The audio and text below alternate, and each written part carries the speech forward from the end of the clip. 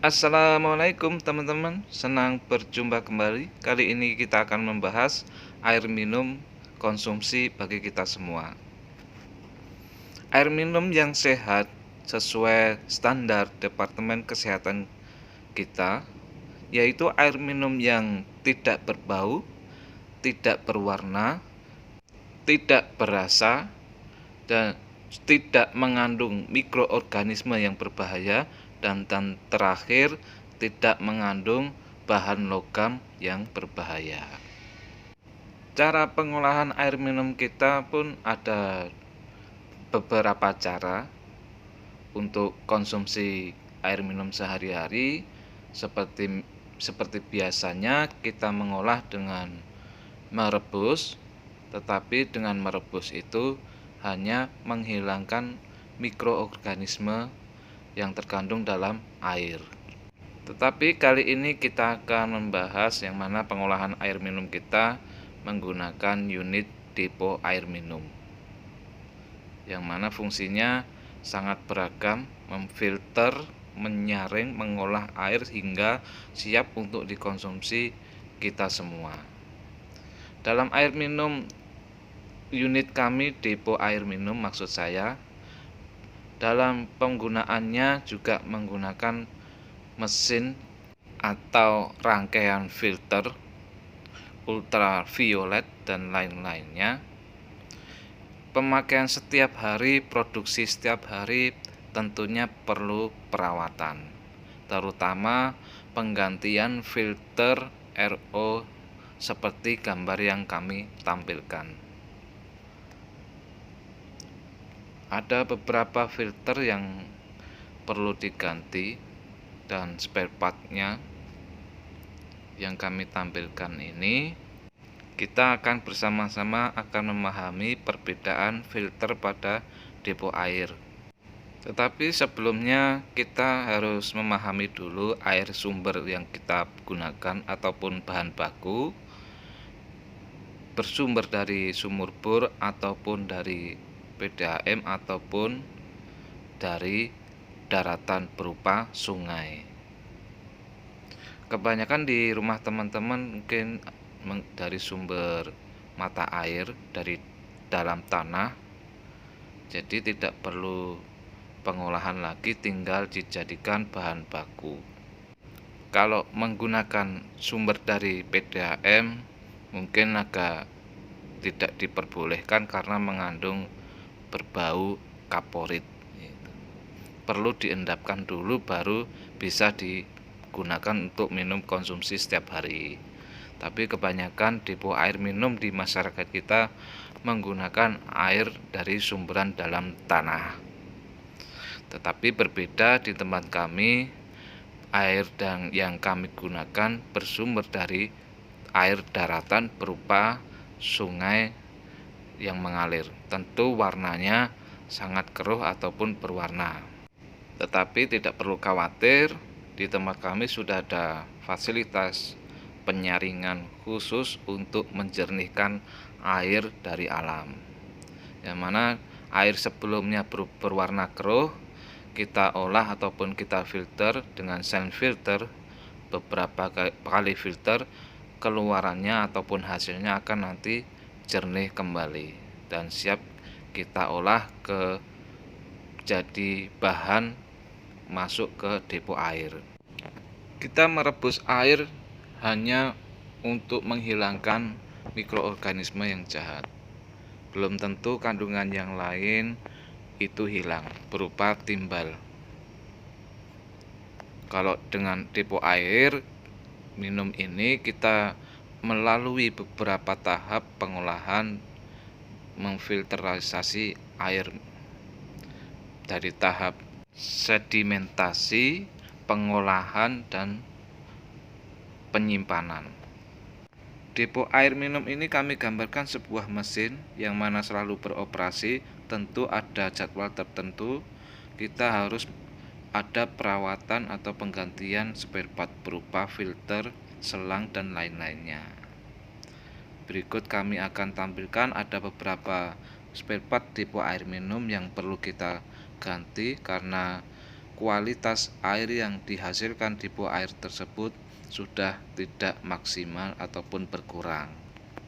Di tempat kami sudah ada teknisinya ataupun spesialis air minum yang mana sudah pengalaman memiliki depo air minum. Jadi kita tidak perlu khawatir jangka waktu perawatannya ataupun hasil dari air minum siap kita konsumsi. Tentu pelaksanaan dalam penggantian spare part ataupun perawatan unit depo air kita serahkan kepada teknisinya di tempat kami. Dan sebelumnya saya minta maaf karena tidak bisa menampilkan dalam proses pengerjaan pemasangan filter ataupun spare part berikut ini. Mudah-mudahan teman-teman sudah paham bagian-bagian spare part depo air minum yang ada di sekitar masyarakat. Yang pertama, karbon aktif ini. Pada dasarnya karbon aktif ini memiliki pori-pori yang sangat kecil dan banyak, jadi fungsinya untuk menyerap di sekitarnya zat-zat yang terkandung pada air minum. Kalau membahas fungsi dari karbon aktif masih banyak lagi dalam pemakaian di tempat lain. Hanya saja di tempat produksi air minum kita penggunaannya berfungsi untuk meresap atau menyerap zat-zat yang terkandung pada air minum. Yang di bawahnya berupa pasir silika yang berguna untuk menghilangkan kontaminasi pada air minum. Sebenarnya pasir silika sangat banyak fungsinya lagi. Berikut filter air yang berwarna putih yang kita gunakan, bermacam-macam, bentuknya sama tapi ukurannya yang berbeda. Yang saya ambil ini ukurannya 0,5 mikron.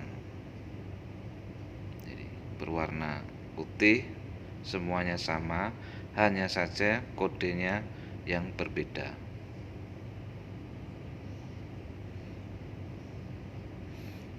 Berwarna biru, kode ini 1 mikron karena dari modelnya SCA10 strip 1 dia kodenya 1 mikron. Dari setiap filter ini berbeda-beda pada kode ukuran mikronnya karena dia mewakili pori-pori pada filter tersebut. Kalau setengah mikron berarti makin padat, pori-pori tersebut memiliki jarak antara setengah mikron. Dan berikutnya 1 mikron berarti memiliki pori-pori dengan lubang ataupun jarak 1 mikron. Dan berikut ini yang berwarna kuning, dia ada ukuran 3 mikron. Jadi lebih besar, dia makin lebih renggang. Jadi panjang dari filter ini ada 10 inci. Sebenarnya sih ada yang ukuran lebih panjang lagi, hanya barangnya belum ada. Ada ukuran 40 inci. Jadi dengan adanya filter 3 macam ukuran ini gunanya untuk menyaring air minum dari kandungan-kandungan yang ada dalam air minum, berupa bakteri ataupun yang lainnya, semuanya akan terfilter dengan alat ini. Berikutnya yaitu bioenergi terapi. Nah, yang namanya water treatment, kita tetap menggunakan bioenergi terapi ini. Ini sekali pakai, sekali ganti, sekali pakai. Sebenarnya sih kalaupun bisa diperbaiki masih bisa, karena kita masih bingung untuk mengembalikan bungkus yang berwarna kuning ini. Jadi tidak perlu repot lagi, ya ganti yang baru saja. Yang berikut ada bukan filter, yaitu spare part selang.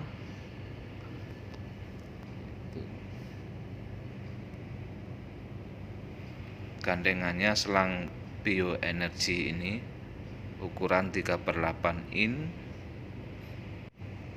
Selang ini khusus kita gunakan di depo air karena berwarna putih yang dipakai ataupun yang digunakan pada depo air. Jadi yang lama dia sudah kotor ataupun mengendap sebuah lumut, maka diperlukanlah penggantian spare part selang yang baru. Berikut sudah kami tampilkan beberapa contoh spare part ataupun filter pada depo air minum kita. Mungkin ada spare part yang lain yang belum kami tampilkan karena belum waktunya untuk perbaikan ataupun perawatan. Tujuan penggunaan air depo ini ya untuk menghasilkan air minum yang berkualitas yang baik. Tentu untuk menyehatkan tubuh kita ataupun yang lainnya. Yang terpenting pesan dari kami supaya tetap mengkonsumsi air minum supaya tubuh kita tidak dehidrasi ataupun HB dalam darah kita terjaga standar kesehatan rumah sakit. Oke, terima kasih dari kami. Assalamualaikum.